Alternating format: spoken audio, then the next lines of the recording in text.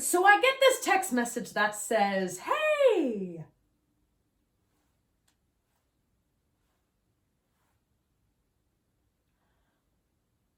and I think, just stay at first, followed by that godforsaken ellipses taunting me while they're still typing, and I'm thinking of everything that could possibly follow.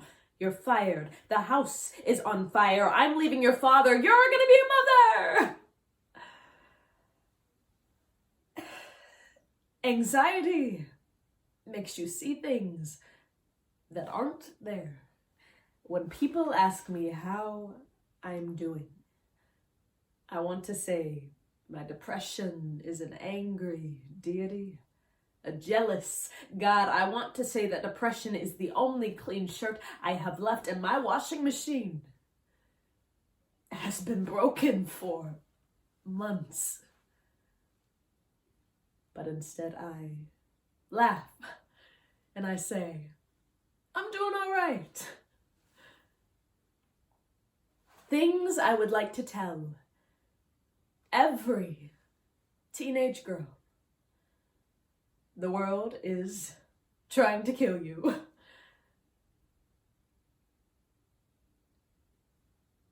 And the world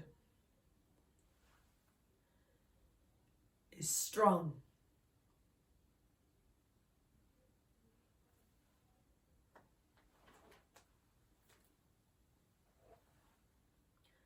A 2019 study at San Diego State University found that anxiety and depression have increased dramatically within teens in the past 10 years. An increase that was not found in adults. Whether this is due to increased stress from school, pressure from social media, fear of school shootings, or anything else, the result is all the same. What teens need now more than ever is for our society to start listening and stop criticizing those experiencing these all too common disorders. We explore this through the poetry. 9 Things I Would Like to Tell Every Teenage Girl by Melissa Newman. If I Got Paid for All My Emotional Labor by Melissa Lozada. Depression is Funny Like That by Reagan Myers. When People Ask Me How I'm Doing by Rudy Francisco. Friends with Benefits by Jay Mitchell. Every 40 Seconds by Patrick Roche. Anxiety is Like by Anna Christina and Christopher Diaz. And Poetry by Ruby Carr. Because after all, we are all just fighting to be okay. A program. If I get paid for all my emotional labor, I'd have like a lot of money. I'd get 100 different wigs made out of exotic horsehair to match my different moods. If I got paid for all my emotional labor, I'd replace all my teeth with tiny iPhones. I do not want to have to fill the empty parts of me. I want to feel full on my own, want to be so complete I could light a whole city, want to look down at my body and whisper, there is no home like you. Anxiety and I have inside jokes. Like when I say, hey, I'm gonna go talk to that person over there. And my anxiety looks at me and is like, ha! Girl, please. Because of her, I don't correct people at restaurants who get my order wrong. I just eat. Because, you know, maybe sweet potato fries are what I wanted, but the broccoli you just gave me is what I needed. Thank you. If I got paid for all my emotional labor, I'd get a full tattoo of my body and I'd put it on my body. If I got paid for all my emotional labor, I'd hire an unassuming, relatively attractive white man to follow me around everywhere I go. So every time I say something and you don't believe me, he can just repeat what I said. So then, like, you do believe me. So anxiety calls me up and is like, hey, Remember that one time in the 4th grade when you called your math teacher Mitchell Mom? Or that other time when you ordered a pizza and accidentally said, "I love you," before hanging up the phone? Nope. Totally forgot about that. Until now. Depression. It is a funny thing.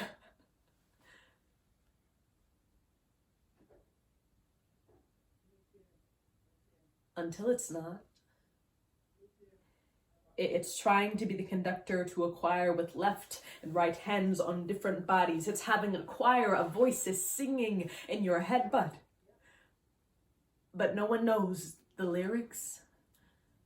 Like you're never in sync with yourself. This week I sat in an AutoZone parking lot and cried for 10 minutes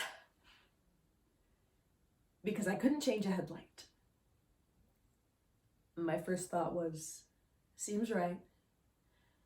I couldn't change it myself because I'd have to take off the whole bumper or something, and I thought, I wish I was dead.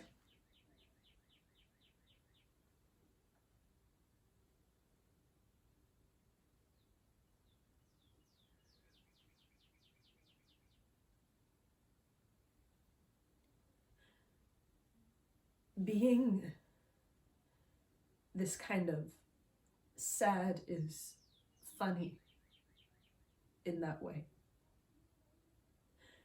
No inconvenience is a minor inconvenience. It's all the end of the world.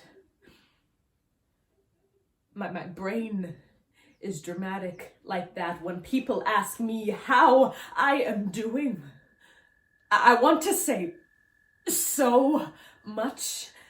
But I'd rather not ruin someone else's day with my honesty, so instead I treat my face like a pumpkin, carve it into something more acceptable, strike a match and hide the flames of my mind when people ask me how I am doing. I want to say so much. This is a call of arms to speak. This is not family gatherings when I mention mental health and am told not to spoil the turkey, that it is impolite, uncouth, that it is better to stay silent. This is taking that silence and breaking it in my hands.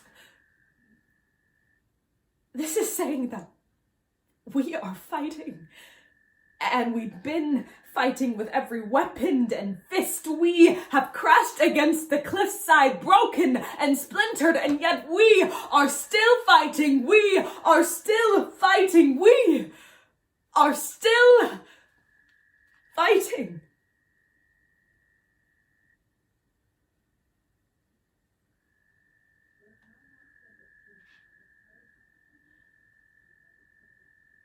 When things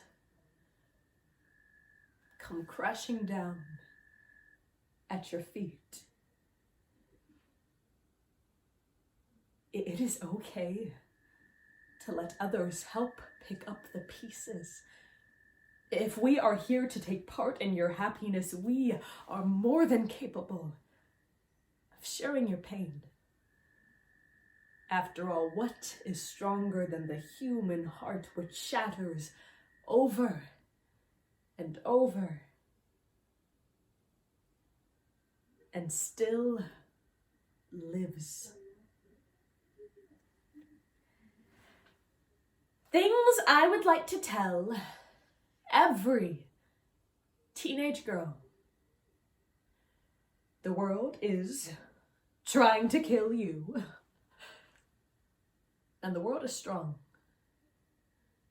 But you are stronger. Kill it.